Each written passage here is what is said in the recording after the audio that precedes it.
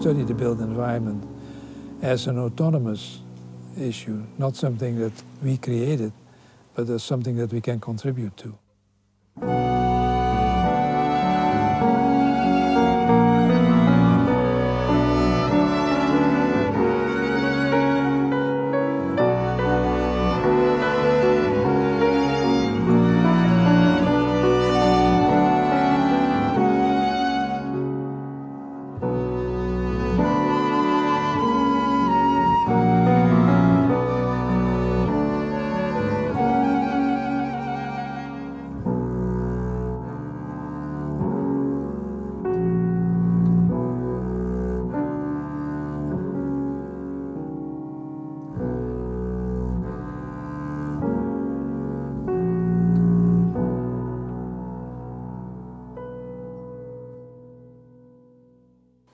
What the architects are talking about is the role of the architect, which is not relevant at all. Personally, I'm not so interested in the question of what is the role of the architect. Actually, maybe it's a question which is decapacitating in general. What is your role? Because any innovation starts with the freedom to go beyond your role. Ich lehne Sippenhaftung ab, oder? Insofern, der Architekt, den gibt's für mich nicht. When you start as an architecture student, you're steeped in a culture, like a tea bag, and most of it is unconscious. It's like dropping into a foreign country. And you start using words that no one else uses, and you start developing gestures that no one else develops. And in those days, you started wearing only black and white, because that's what everyone did. Their relationships fall apart, their health falls apart, but they come up with a really great design and a beautiful presentation. The role of the architect in every project is different. Sometimes you're the psychiatrist of a family who needs an answer to their daily or marital problems. They ask you to come and reshape the bathroom. I mean, but there's something much deeper behind it, below it. The contradiction is that on the one hand, we claim that everything we design, everything that is built can be architecture or should be architecture. And at the same time, we want architecture to be special. Now, how can everything be special?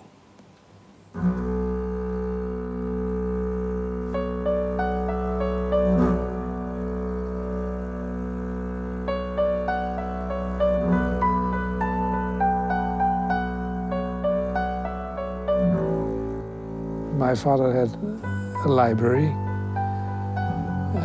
He was a civil engineer.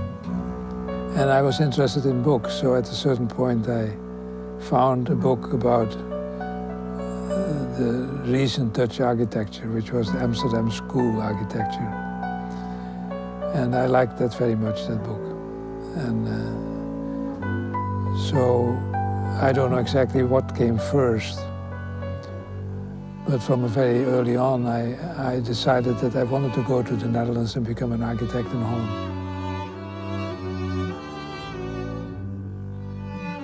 But of course, I was also familiar with the Indonesian kampungs. Not that I was particularly consciously trying to find out how people live. Just when you take a walk through the woods, you come also in the kampungs, and you see what is going on there. And what I remember is that they were also so clean and well organized. When the Japanese occupied Indonesia, the Dutch people were sort of herded in small compounds, closer and closer. So the men were taken away, the women and the children in separate places. And because I was very young, I was still part of the children, so for quite a while, we lived in one room with other people.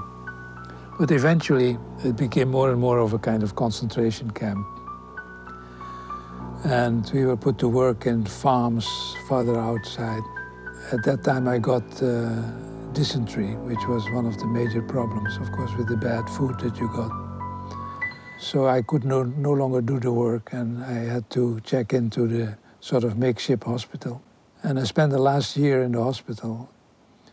I do remember that I celebrated the fact that I was in the hospital for 1 year.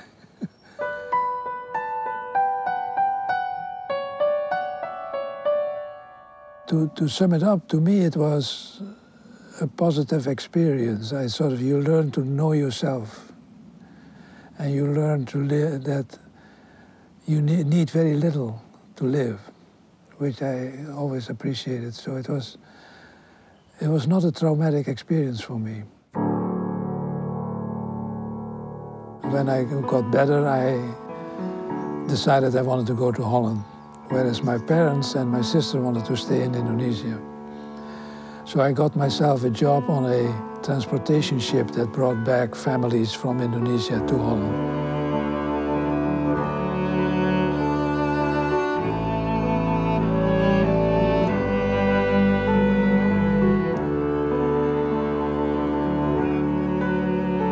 Now you have to bear in mind that housing was not discussed very much.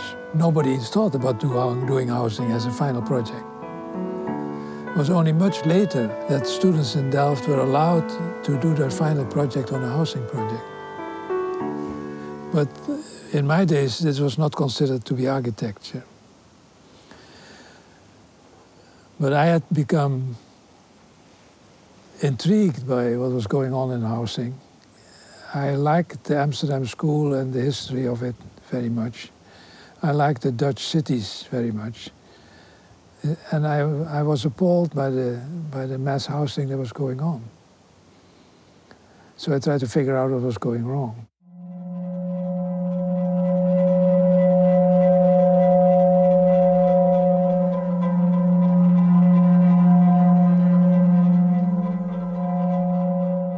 Of course, the idea that people could do their own thing was attractive to many, but they didn't think it was very realistic.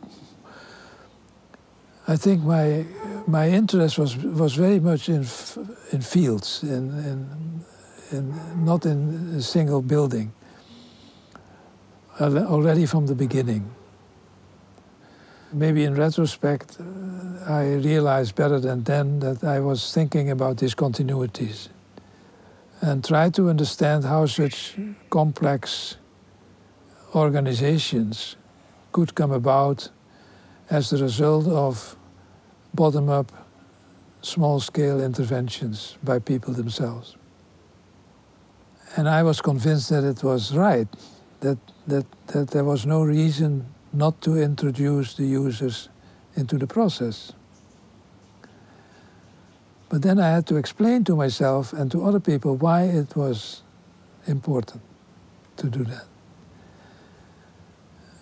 Was it important for the people? Yes.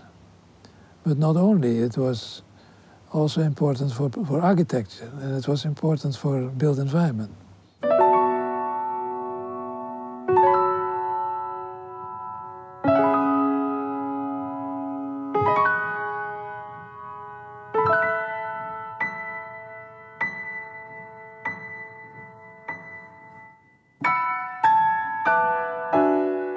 Having an idea in architecture is customary.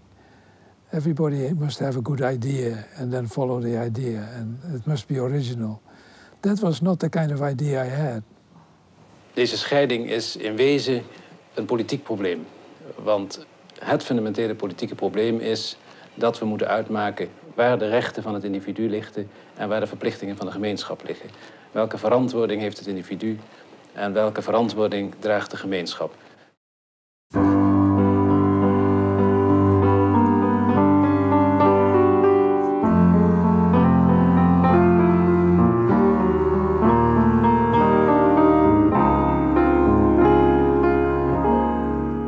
When I wrote the book, I thought when I have written the book, everybody will understand it and I can go back to architecture and design things.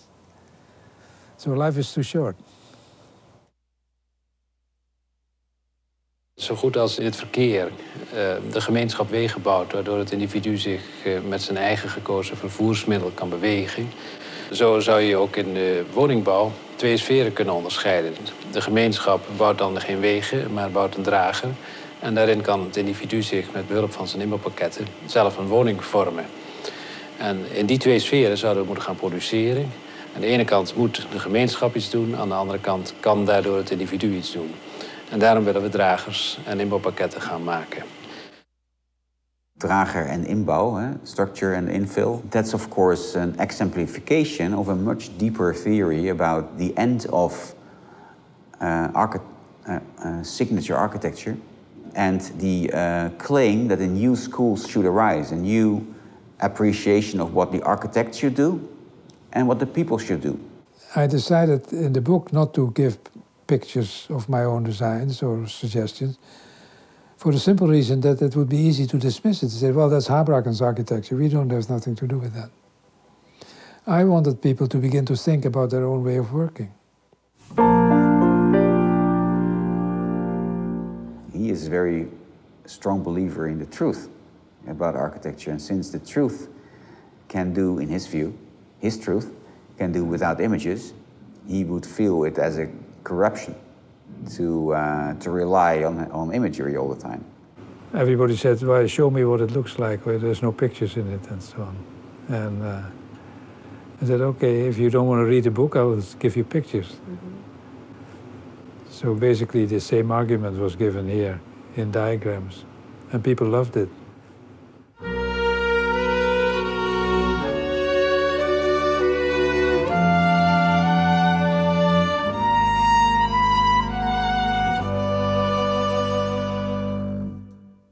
One of the strong things in the book John wrote about the supports and the people, that he didn't make a design of a support on it.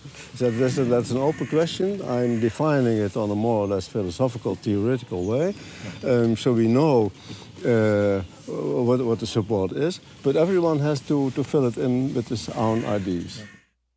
The book was first published in Holland in '62, and it was published in English in '72. And then I got, not many, but I got letters from people in different places who reacted.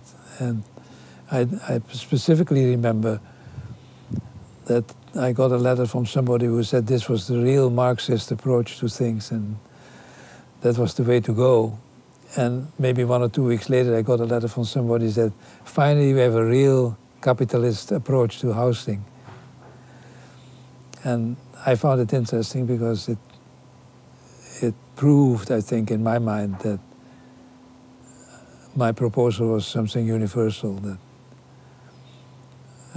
and that it was interesting that people actually project their own world view into it. 10 architectenbureaus en de Bond van Nederlandse Architecten richtten 5 jaar geleden de Stichting Architecten Research, de SAR, op om de gedachten van professor Habraken over woning- en stedenbouw nader uit te werken. De stichting voert zelf geen bouwprojecten uit, maar verricht alleen onderzoek, al dan niet in opdracht. People have been hoping of SAR that we were solving problems or going to solve problems. But in fact we were not solving problems, although in the initial phase maybe we even had that pretension that we are solving problems. But what we were in fact doing was to clarify problems.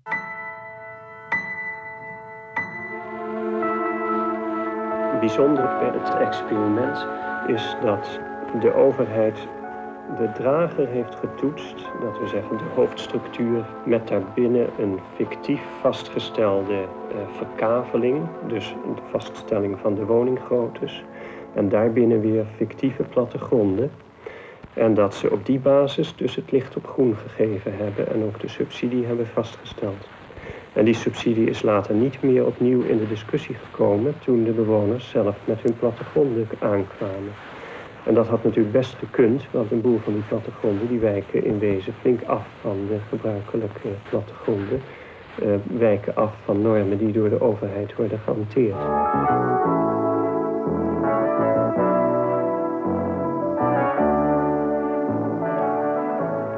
Ik was in Rotterdam en toen las ik een advertentie in een blad. En daar werden deze experimentele wijkwoningen werden er aangeboden. En toen zeg ik tegen mevrouw, kijk, experimenteel, dat is nou juist wat voor ons. Weet je wat ook zo leuk was? Dat wij ook regelmatig kwamen om... Nou, dat is het hem juist. Om af te spreken. Want dat experimentele betekende, zoals mevrouw al zegt, dat betekende dat wij dus zelf onze woning in kunnen, de indeling van onze woning in handen hadden. Hoe we hem ingericht wilden hebben. Ik moet hem eigenlijk goed in de zon zetten. En het principe van kleinere toegangshoven en grotere tuinenhoven zie je met verschillende indelingsmogelijkheden. Dus dit was eigenlijk een soort principe plattegrond. En ik wilde laten zien dat je dus twee principieel verschillende oplossingen kan maken. Dus die tuinenhof is dit, met een groot middengebied. Openbaar, of half openbaar. En die andere hof die is veel meer ingedeeld in tuinen. Met kleine tuintjes in de hoeken en dan grotere tuinen. En je kunt hele lange tuinen hebben. Daar moesten we ook allemaal aan wennen. Dat je dus grote woningen hebt met kleine tuinen. Kleine woningen met grote tuinen. Grote woningen met grote tuinen en kleine woningen met kleine tuinen. En zo boven ook. Dus dat er een kleine woning met een grote terras kwam ook voor. En de theorie achter het verhaal is natuurlijk dat iedereen is verschillend. Er zijn mensen die alleenstaande maar die fantastische dakterras weten te maken. En anderen die hebben er helemaal geen hobby aan. We zijn er ook heel blij mee. Ja, dat kan ik me Daarom voorstellen. komen we hier ook niet weg. Ja, nou, ik kan me voorstellen. Jongen, de bomen zijn zo hoog omdat we hier zo lang wonen. Ja.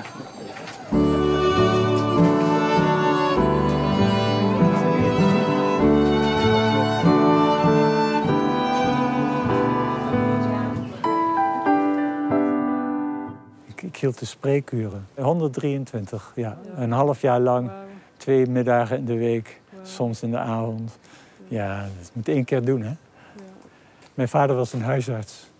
Dus ik kende spreekuren. Er mocht niemand anders bij.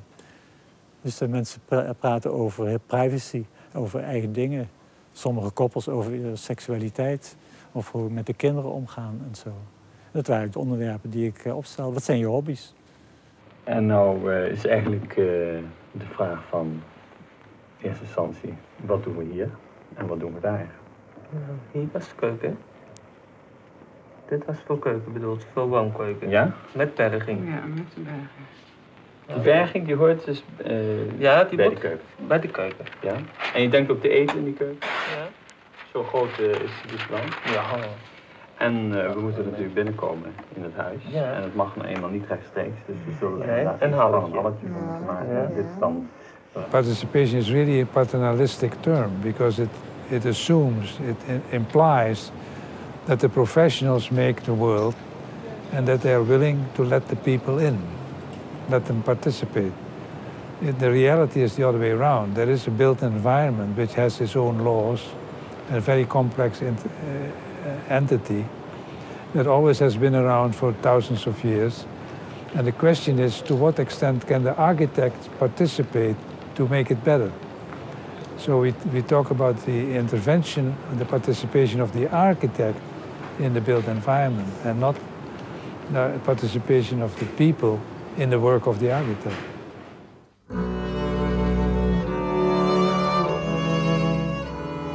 There was another project where the people take an initiative. A group of 50 users want to build a neighborhood together with open building and sustainability. And so the first interest to have their own house realized. So I had to convince them that we should speak first about what is for them in common, what they want to share together to create a neighborhood. For instance, if they want to see each other often or not. And the two extremes are you build a high-rise building for 50 dwellings and you see your neighbors only in the staircase by accident. Or you have all the front doors together around the courtyard and you see each other. And there is a problem of social control, of course. So do you really want that or not? Je krijgt hier eigenlijk weer die interessante tegenstelling dat door het kiezen van een uitgangspunt en een thema stedenbouwkundig. En door dat te herhalen, eigenlijk daardoor juist variatie mogelijk wordt. En in dat opzicht heeft Van der Werf geloof ik iets gedaan wat in de tegenwoordige interpretatie van woningbouw en stedenbouw juist helemaal niet gezocht wordt. Namelijk dat hij duidelijk een thema kiest, niet bang is om dat voor te zetten, om duidelijke uitspraken te doen. En dat dat niet leidt tot eentonigheid, maar dat dat juist een kader vormt voor variatie op de kleinere schaal en in het detail van dat thema.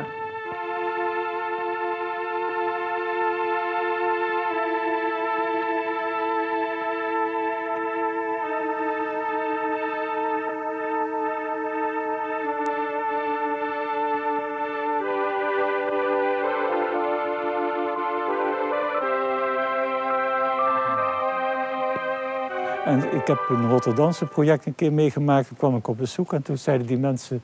ja, maar ik heb het wel naar de hand willen veranderen. Dat was toch niet ideaal. En toen zei ze meteen erachteraan... maar dat is niet jouw schuld. Ik heb het besloten. En het is compleet anders dan standaard woningbouw. Bij standaard woningbouw, die mensen die gaan naar de woningbouwvereniging... en zeggen... je hebt me een huis aangesmeerd wat ik niet wil.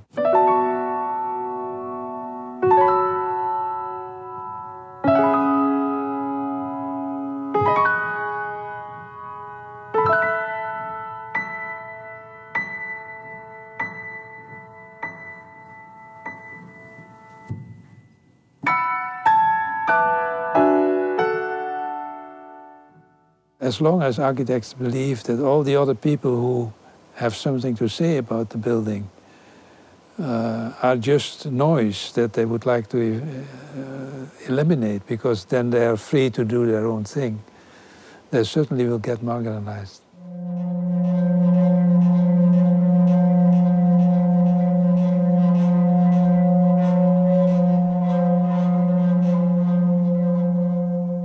Everything was more or less solid, made solid in that time. So you have to make it open again. And I think this is one of the most important things John Habraken was doing. My problems with mass housing in the beginning also, of course, raised the question: is what happened? Why did it come about this way? And in those days, of course, the architects all over the world believed that you could shape the future, that you could make cities, and that the role of the architect was to produce the future society.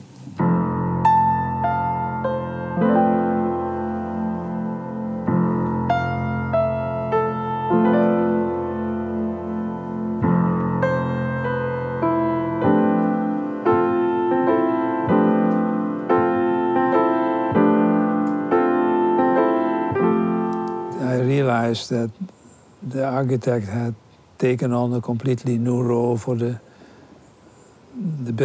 daily built environment, the ordinary environment, and that was never the case in the past. That the role of the architect had always been to do the special building, the palace and the church, or the temple, and the fortresses and so on, and also the villas for the rich people, of course. So there was this shift into what architects wanted to do or were asked to do. And we started dealing with ordinary environment, in which mass housing was the result of it. And then what struck me most is that this shift had happened without anybody really talking about it or noticing it. Nobody said, hey, wait a minute, we are now doing things that architects have never done in the past. And maybe we need new ways of working to do that, to be effective. I'll show you one play. The first play that everybody starts with is the hole in the wall play. You see, you start with the door and the steps, and you add things on it. It becomes more and more complex. The whole issue of inside, outside, public, private, light, dark comes in. So everybody starts with the same form, and then you make moves.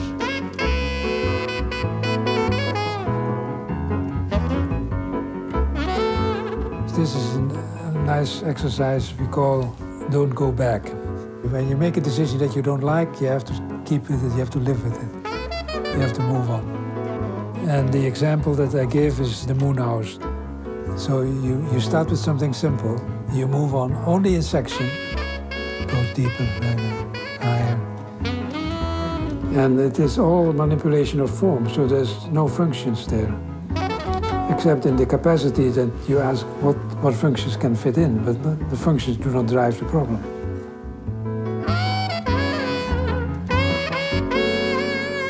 John never tried to teach anyone to be a poet. That wasn't the point. Some people were going to make it as poets, and some people weren't going to make it as poets. But what we could do was, within this messy framework of art, of personal mythology, of all this stuff, we could do a credible job as thoughtful designers who were manipulating form. Several other things separated MIT. One was the fact that it was much more about process than about product.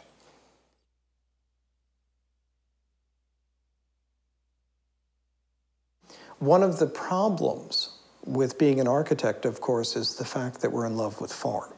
I mean, I'll be very personal about this. As I think I've said to John, I still love form every bit as much as I did 25 years ago.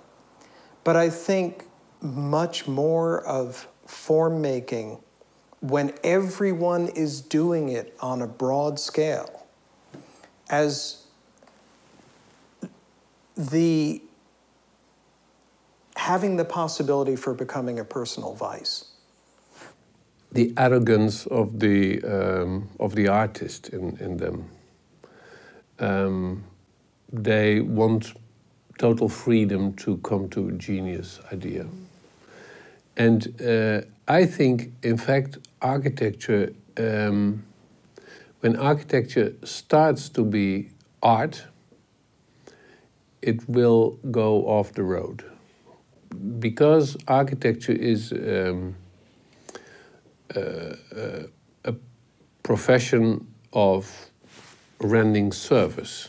And in a way, I believe very deeply that to organize the knowledge and to make layers of knowledge so that at the end of a process you know much more than at the beginning of a process, and look through all the layers of knowledge, and this gathering of information leads to the best possible proposition.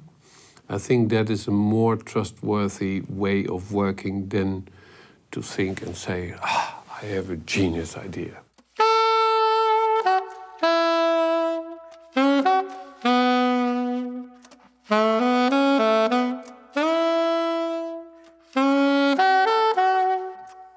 That's actually something else that's really important, the notion of what you call transformation of the site. The fact that you start with a site, and at any given point in time, you end up with perhaps a structured site that continues to evolve, but that there are actually rules, there are actually categories. The notion was that if you understood the ways in which sites transform, the patterns in which people inhabit space, the patterns, what we would refer to at the time as the behaviors of form, and how forms work and evolve and have certain capacities, that through this you would develop an appropriate architecture. To look at built environment as a living thing, as a presence that has its own integrity, that's made up both of physical elements and of human elements, and is the sum total of the two, that develops as an organism, and that needs to be nurtured. And rather than forced.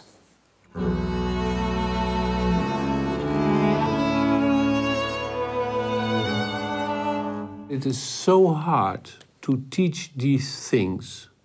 It is so hard to interest young people for this type of thinking about architecture and city planning, because all the magazines are about objects, are about look, about here, this, wow. The way to go about it is to challenge the students to say, can you design one house? Yes. Can you design 3 houses? Yes. Can you design 100? Yeah. It's a problem. Yeah, yeah. And then to challenge them, and then they need an approach to do it. Yeah. And then they're open for the methodologies, because it solves a problem that they'd like to solve. We want to be Frank Lloyd Wright. We want to design the city. Then we want to lay out the blocks.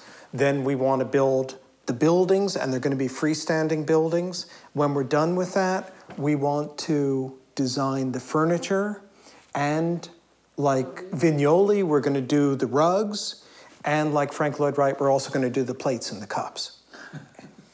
And that level of adolescent control was, in some ways, I mean, that's a beautiful thing about being an architect, where you're sitting there and you're designing an entire world. And if only you could get people to act right, so that they fit into your chairs and they use your spaces right. Hoeveel zeggenschap heeft de bewoner eigenlijk? Erg weinig. Hij wordt behandeld als een onmondig kind. Als voorbeeld de volgende artikelen uit 1 huurcontract. Artikel 35. Voor zonwering mag uitsluitend gebruik worden gemaakt van aluminium jaloezieën in de kleuren gebroken wit, ivoor of lichtgrijs. Het aanbrengen van papieren zonweringsgordijnen is niet toegestaan. De houding ten opzichte van de bewoner is paternalistisch bevoogdend. En gezien in groter verband, al die honderdduizenden, al die miljoenen in standaardhuizen niet alleen paternalistisch, totalitair. We have to make a distinction between the tendency or the ideology in architecture that the ideal situation is top-down control from the urban design down all the way to the furniture.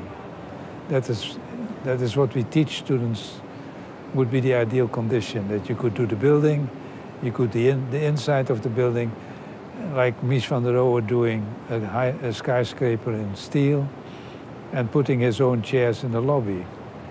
And then making rules that everybody would have to, that the sun shades behind the glass all were coordinated so that it wouldn't look messy. So control on all levels. And that is the thing that we have to deny, of course, that doesn't work. But that doesn't mean that an architect cannot design a chair as well as a building, as well as an urban design. That's fine if they want to do that, as long as they do not think that in one project you can control everything from top down.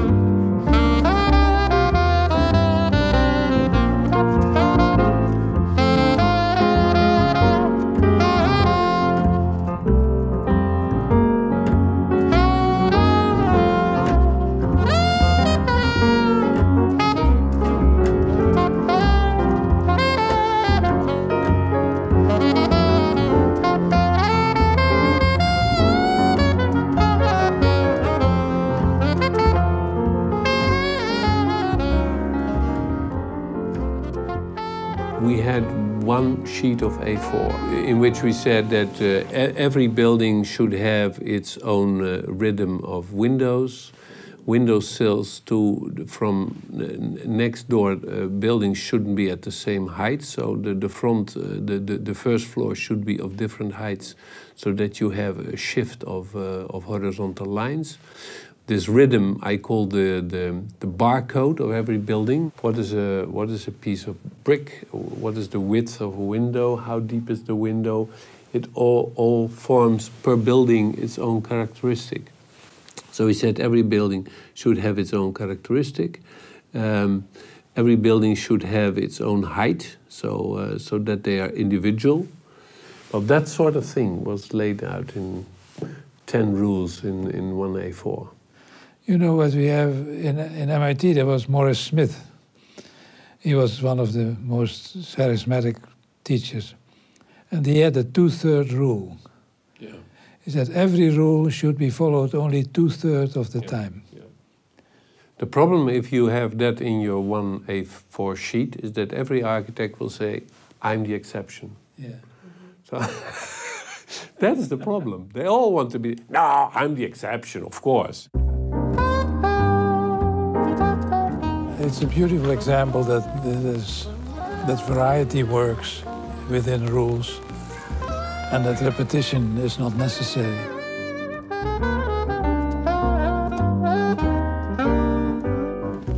Well, I think again that, you know, at least in jazz, there is a certain theme that people know, and then everybody can come in and join and play together or has a solo or whatever. To my view, in urban design, it's the same thing. You sort of set a theme, and then different architects come and they play with it. To build the concrete structure in such a repetitive way was the only way that we thought we could make the diversity that was needed there, because we could put the money in the architecture and the inside of the apartments, and the structure would be there fairly cheaply made. Parcellation in the structure is important for the investor, so that the building as an ownership can stay alive even when the need for other programs within the structure changes during time. So the same building can get alive for 100 years or more. The main part of the investment is the support structure, foundations, walls, roofs, and so, and that's about 80% of the financing. So the financing can be on a much longer term if it's distinguished from the infill, what is only for 25 years.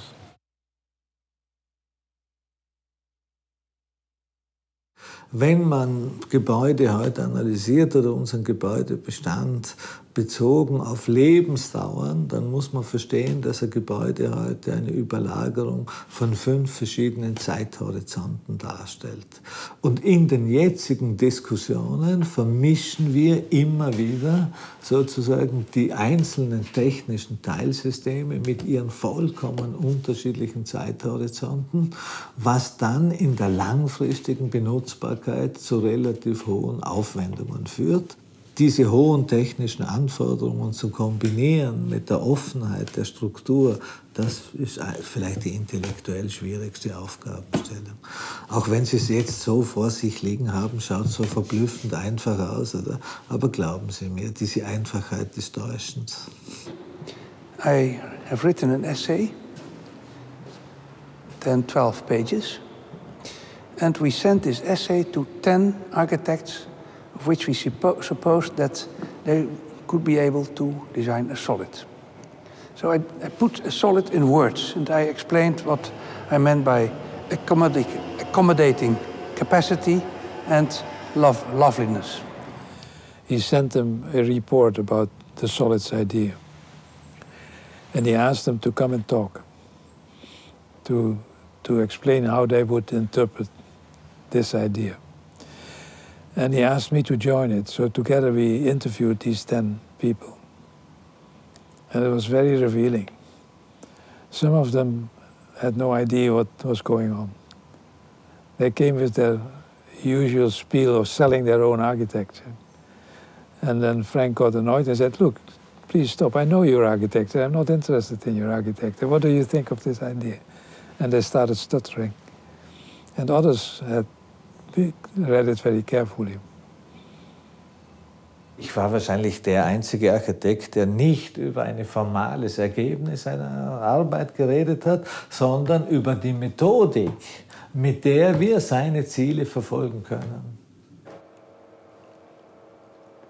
Dit is hoe die er vanuit ziet van binnen. Je ziet helemaal leeg. Niks. Helemaal niks. Gewoon een grote overspanning, zonder kolommen, leeg. Wat is het nu? Nou, dit is naar mijn gevoel de essentie. Individuele vrijheid binnen een collectief kader. This is one of the first that you show that housing has to do with the individual and the community, and that the whole story is about the balance between the two. And then it starts from there, and then it ends with the tissue.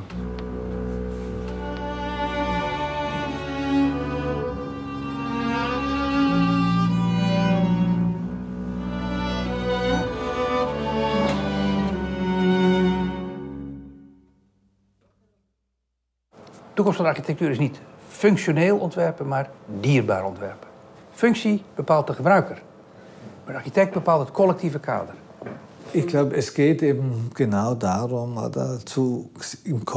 ganz klar zu entscheiden, was sind die Aufgaben, die sozusagen der Architekt besitzt oder die sozusagen die Vorgaben darstellen und was sind die Aufgaben, die seitens des Nutzers sozusagen bewältigbar sind.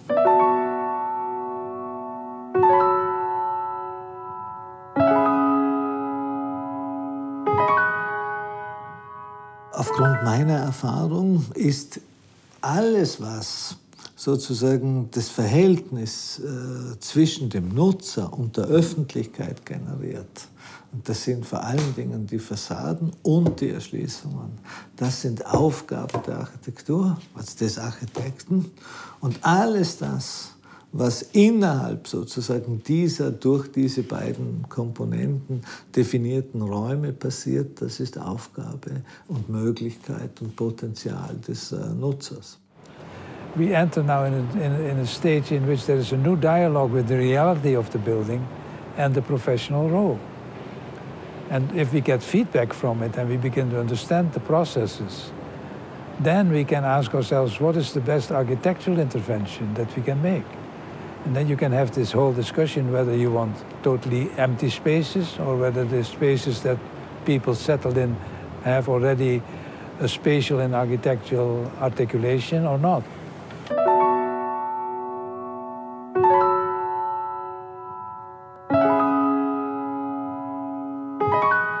I think it's a pity that we do not have any longer a kind of idea of patterns or customs or typology that we would consider Amsterdam architecture, that you can continue, that you can work with. It doesn't exist anymore. So the question is, what is the kind of building people will love? We don't know.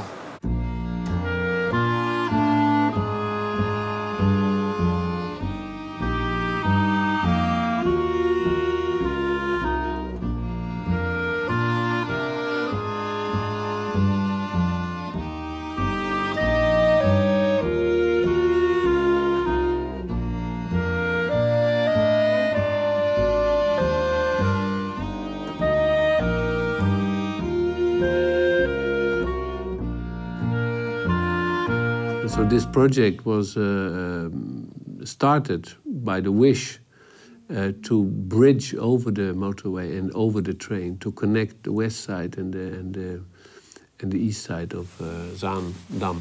If you make a new town hall, you could make the new town hall in any style that you like.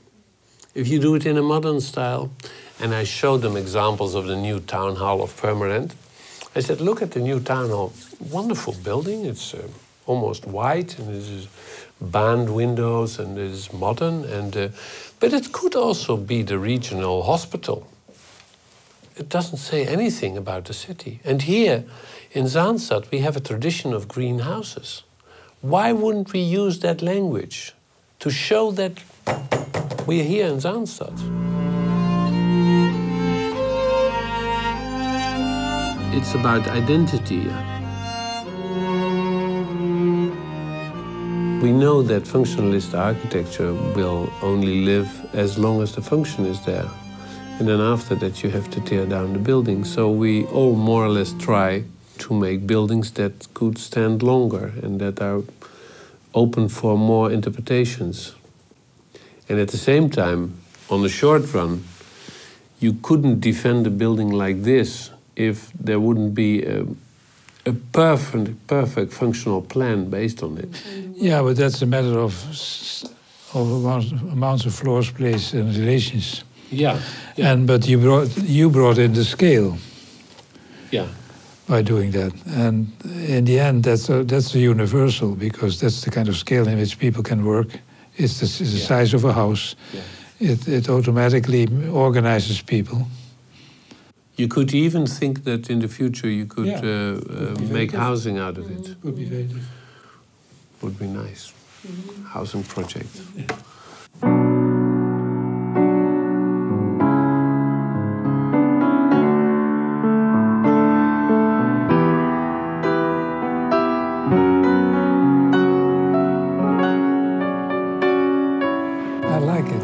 Particularly because people like it. It doesn't look new. It doesn't look like any statement that may go over in the course of time.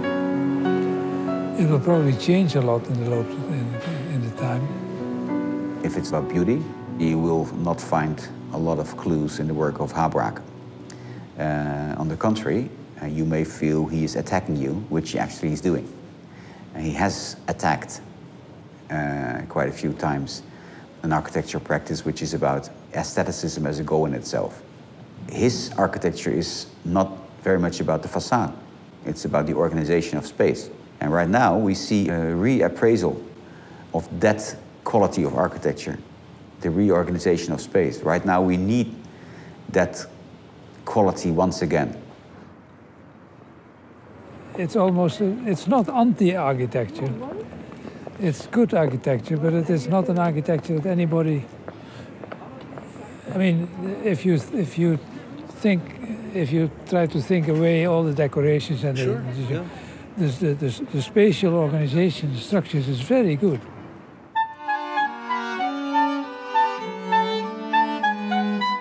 For many people who think that the ultimate aim of architecture as an art is to provide beautiful buildings, unique buildings, they have a hard time in swallowing the work of Habraken, because that's not his main focus. John and a few other contemporaries of his, like Christopher Alexander, at that time, were looking to create a framework through which to observe and intervene in the messy and poetic everyday built environment. People like to have clarity and order and something they understand so that they can make decisions in it. It's not just a professional role to do that, it's a society. So frankly, what I'm interested in is how this process works, and all the different parties make decisions in it. That's why, of course, I tend to speak about the distribution of decision-making. So this is really a basic document on which you can decide on any kind of decision process, with zero user participation or with much, 75% user participation. And that's what you see here.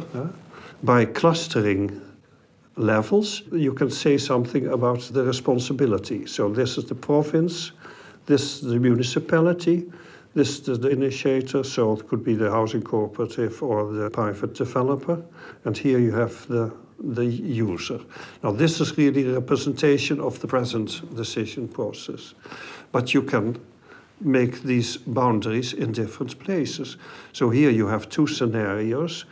These scenarios show a bigger degree of user participation. The statement is that these levels are there anyway. The next question is, are they going to be respected in practice?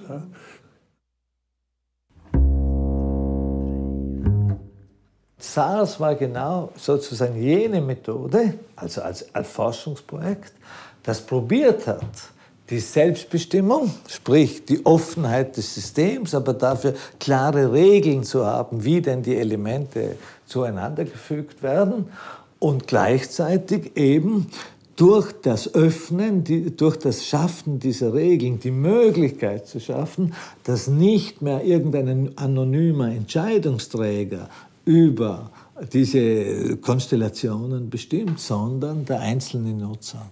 Das ist es. Aber vor dem Hintergrund der Industrialisierung, weil die Industrialisierung der Schlüssel dafür war, dass es ökonomisch in Europa überhaupt machbar war.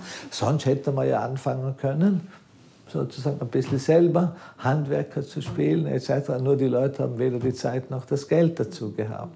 Aber das muss man immer in Kombination sehen. The period was that people had no houses.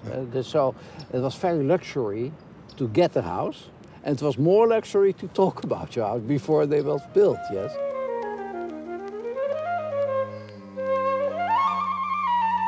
Veel daarvan zullen we uit de bestaande handel hopelijk kunnen halen. En anderzijds is het zo dat dus ook industrieën bezig zijn bepaalde stukken te ontwikkelen. We hopen dat ze op tijd zijn voor deze structuur. Zelf zijn we bijvoorbeeld bezig met die sanitaire cel, omdat dat een kernprobleem vormt van het hele inbouwpakket. We hebben daarvoor een soort catalogus ontwikkeld, waarvan een model is gemaakt. En de bedoeling daarvan is dat je dus een sanitaire cel kunt kiezen en laten samenstellen, zo goed als je nu een keuken uit verschillende elementen uit een catalogus kan samenstellen. Zodat je eigenlijk het hele zaakje door de voordeur naar binnen kunt halen en kunt laten installeren waar je dat hebben wil. Wat er nu nog nodig is coördinatie op grote schaal. Het op elkaar afstemmen van maatsystemen bij de industrie, bij de bouwers. Na de 5-jarige onderzoekperiode komen nu de eerste inbouwpakketten uit de fabrieken, zoals douches, keukens, wc's en scheidingswanden. To my opinion, this bias towards a specific materialization was posing a barrier in our communication with the outside world. Because these panel systems were always more expensive than traditional ways with gypsum blocks or whatever. And that is why people, or architects, said it's not practical, it's too expensive. And also the housing associations that were the main clients in those days, they also said, well, it's a nice theory, but it's not practical enough for what we are facing in practice. What's the essence of the idea of John? Yes? First, he's not a technical architect. People thinking, yes, DRAGER, inbouw, raster, system. He's a human architect. Of course, there is a lot of cliché thinking, and which is like paramount. You see it everywhere, including what they say about Habraken. But that's the unique thing, and that's also what I think he is outstanding in compared to many of his followers or epigones.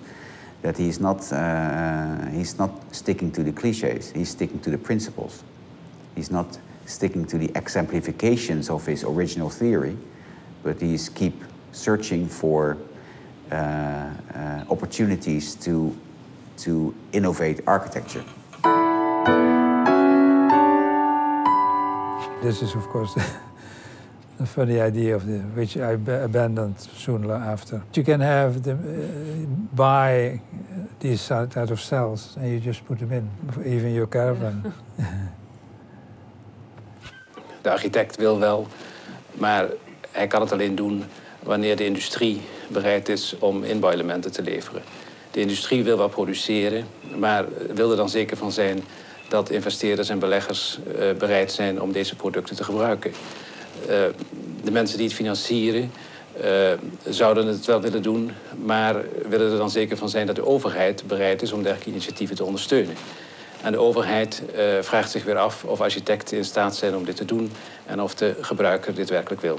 En daarmee zitten we in een vicieuze cirkel die alleen doorbroken kan worden wanneer genoeg mensen doordrongen zijn van de noodzaak van dit probleem.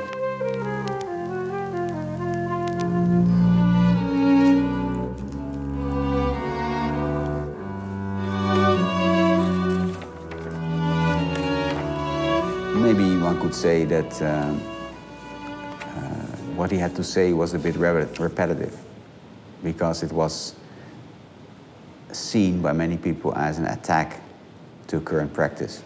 And the attack was the same attack all the time. That's the predicament or the tragedy of people with a very deep thought, that the deeper you reach with your ideas, the less they will change. And the more superficial you are, the more you can claim every year a new theory. That's maybe his predicament for a long time, that his approach to architecture is so fundamental that it remained the same quite a bit over the years. And this is text. Part of the text. I didn't bring everything, but these are the cards that I did the handwriting of the text before it got edited and typed out. The story is finished, that's my opinion. But it should have, it still needs application. And it's open to its application. It can be applied in very different ways. In a very dogmatic and authoritarian way, but also in a very undogmatic and democratic way. He is part of a tradition. And I think this tradition will not easily perish. But I don't think that this tradition will ultimately claim victory. And that the individual urge, the creative spark, the